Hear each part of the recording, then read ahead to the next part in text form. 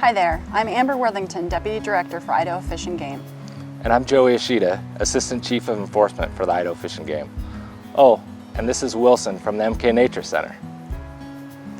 On behalf of Idaho Fish and Game, Joey, Wilson, and me, we would like to invite you to the first annual Women Wardens Workshop, also known as WWW, which will be held on Saturday, July 27th from 9 a.m. to 5 p.m. Mountain Time at our Magic Valley Regional Office in Jerome.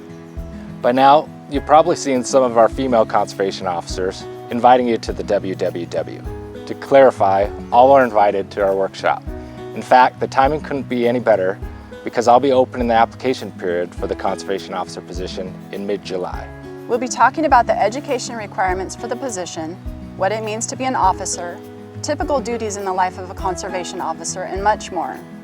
In addition, you'll get the opportunity to meet staff and learn more about us here at Idaho Fish and Game. Plus, lunch will be provided.